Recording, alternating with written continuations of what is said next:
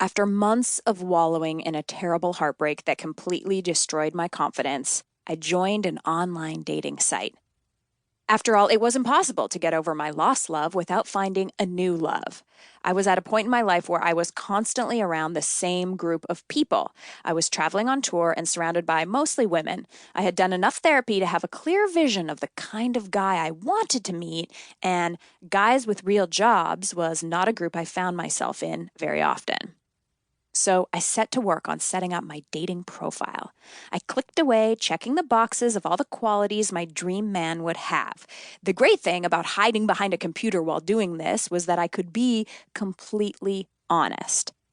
I devilishly checked off my age group, 25 to 35, height requirement, 6 foot plus, and salary, $100,000 plus per year.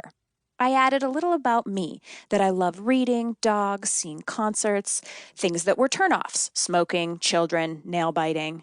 Next, in the What Am I Looking For section, I wrote that I was looking for a nice guy, that I had been burned in the past, and that I really needed someone who was 100% honest. And then I lied.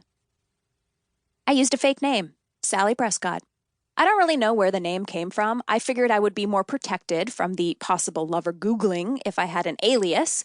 Being Sally, I was willing to talk to anyone who happened to introduce himself to me. I felt safe behind my profile, and I cannot believe how many men looked at my glamorous headshot and thought, Sally Prescott seems like the lady for me. I was essentially homeless at the time, definitely brokenhearted from my last relationship person, and totally not ready to fall in love. In the days before everyone single was on a dating app, there was a lot of shame around being pathetic enough to sign up for online dating. But surprisingly, I wasn't the only hopeless and desperate enough romantic looking for love online at all hours of the night. I chatted away with all types of guys. The attention was creepy and wonderful. Some requested naked photos, who I instantly blocked. Others sent me pictures of their cats, rooms, or faces. I hadn't checked off an area of the country that I wanted to find my date in because I wanted to keep my options as open as possible. I was that pathetic. My story was semi-true. I was a professional dancer on tour, and I lived anywhere and everywhere. They lived in Texas. I love Tex-Mex. They lived in Miami. I've been there twice, and I love the beach. I connected with a photographer who seemed cool, wrote me constantly, and was an excellent and pretty hot distraction.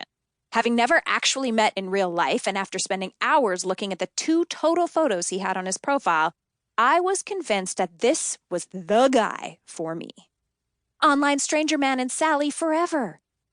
It just so happened that as the end of tour loomed, I made the decision that I was going to take a break from my old home in New York City and move to LA. To anyone who asked, I would say that it was because my friends had moved there or I wanted to change. But really, online Dream Man played a larger part in the move than I care to admit. In a way, I just wanted to feel wanted, and I was willing to move to a new city for that. You live in Los Angeles? Oh my God, I was just planning to move to Los Angeles. Oh, and by the way, Sally isn't my real name.